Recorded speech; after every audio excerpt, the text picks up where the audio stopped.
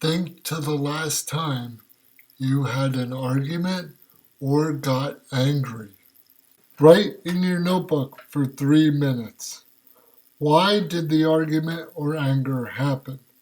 Pause to complete. My guess is that the argument or anger occurred because one or more people wanted something and did not get it.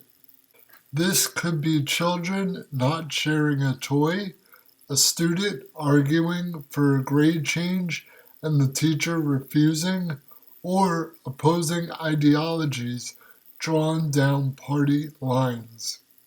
Conflict is a regular, sometimes daily occurrence in our lives. Learning to recognize conflict in others or in fiction can help us to recognize conflict in ourselves. By seeing conflict, we can help minimize its negative effects on our lives. Conflict is when two or more sides oppose each other. The opposition can be because each side wants the same thing.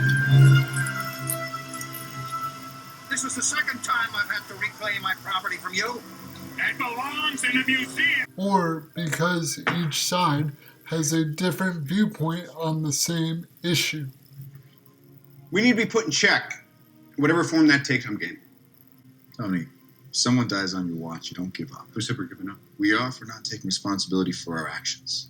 This document just shifts the blame. That's why I'm here. When I realized what my weapons were capable of in the wrong hands, I shut it down, stopped manufacturing. Tony, you chose to do that. If we sign this, we surrender our right to choose. Conflicts come in many forms. These are the external forms of conflict.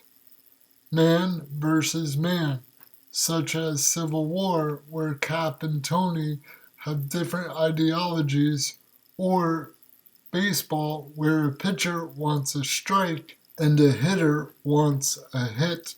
Man versus society, such as Star Wars. The Empire wants total control of the galaxy, and the rebels want a free galaxy. Versus nature, such as in Castaway, where Chuck wants to survive the dangers of the wild. Nature is the exception to the two competing sides rule. Nature does not want anything, it just is. The conflict is man's attempt to control nature, usually for the goal of survival. Now, internal conflict.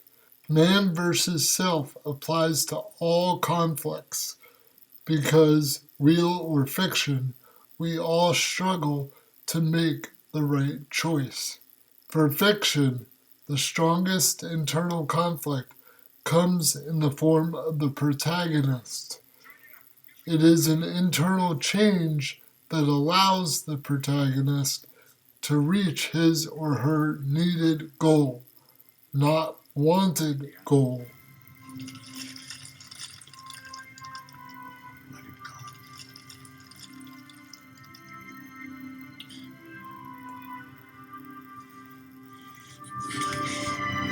As we can see, multiple types of conflicts can be present at the same time in real life or fictional situations. Today, we will find conflict in our reading by writing long. What does each character or person want? What is stopping each character or person from getting what he or she wants? What change can each character or person make to get what he or she wants? What change does the protagonist make to get what he or she wants? Other than internal conflict, which is always there, what is the external conflict? We will take notes with this chart. For textbooks and articles, the conflict is man versus man, student versus author, where the student must unlock and understand the ideas laid forth by the author. For fiction, we again return to Journey to the Center of the Earth. I will begin after Professor von Hardwig and Harry have found a curious piece of torn parchment hidden in a 12th century text. We review from our summary and motive think-alouds so as to prep our brains for thinking. 1. Von Hardwig is a persistent learner. 2.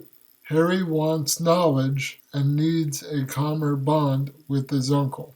Purpose for reading. How will this information show us conflict? Let's begin Chapter 2. Chapter 2. The Mysterious Parchment. I declare, cried my uncle, striking the table fiercely with his fist, I declare to you it is runic, and contains some wonderful secret which I must get at any price. We have the conflict, man versus man, von Hardwig and Harry versus Saknussem's mystery. It's external, discovered the secret of the parchment. For time, I'm skipping to Chapter 3. To summarize, von Hardwig has decreed that neither he nor Harry will eat nor sleep until the code is cracked. Harry, a lover of languages, cracks the code first, but he's refusing to tell his obsessed uncle. When I awoke, my uncle was still at work. His red eyes, his pallid countenance, his matted hair, his feverish hands, his hectically flushed cheeks showed how terrible had been his struggle with the impossible, and what fearful fatigue he had undergone during that long, sleepless night. It made me quite ill to look at him. Though he was rather severe with me, I loved him, and my heart ached at his sufferings. He was so overcome by one idea that he could not even get in a passion. All his energies were focused on one point, and I knew that by speaking one little word all this suffering would cease. I could not speak it. My heart was nevertheless inclining towards him. Why, then, did I remain silent? In the interest of my uncle himself. Nothing shall make me speak, I muttered. He will want to follow in the footsteps of the other. I know him well. His imagination is a perfect volcano, and to make discoveries in the interest of geology, he would sacrifice his life. I will therefore be silent and strictly keep the secret I have discovered. To reveal it would be suicidal. He would not only rush himself to destruction, but drag me with him. I crossed my arms, looked another way, and smoked, resolved never to speak. Here is Harry's internal conflict: to give von Hardwig the key or not to give it to him. Internally, Harry knows his uncle wants the answer, but Harry fears the dangerous journey it will set them on. Now, neither von Hardwig nor Harry have changed by this point in the story. Von Hardwig does end up cracking the code after 12 plus hours of intense concentration. Von Hardwig is still recklessly pursuing his goals to the detriment of his health. No food, no water, no sleep. Likewise, Harry is still too scared to confront his uncle about his volcanic nature. If these two conflicts were solved by now, the story would be over by Chapter 3. In any case, my goal is to get you thoughtfully reading, and I have enough knowledge about the conflict to start to write long. My write along on conflict for Journey to the Center of the Earth, based on our own 5 questions. A conflict in Journey to the Center of the Earth of Man vs. Man is von Hardwigg and Harry trying to determine the secret of Saknussem's mysterious parchment. What von Hardwigg wants is to understand and know the secret of the parchment. This want is driven by von Hardwigg's characteristic trait of reckless persistence. This want of the secret overtakes all other issues, like food and sleep. While Harry is intrigued by the parchment, he wants to be able to eat and sleep when he needs. What stops von Hardwigg from learning the parchment's secret is the difficulty of the code Saknussem used.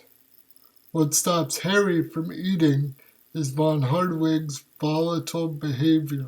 An internal conflict Harry has is that he deciphers the code first, but doesn't tell Uncle for fear of the dangerous journey it will set the two of them on, until either von Hardwigg pursues science knowledge in a safe and reasonable manner, or Harry can confront his uncle's erratic tendencies.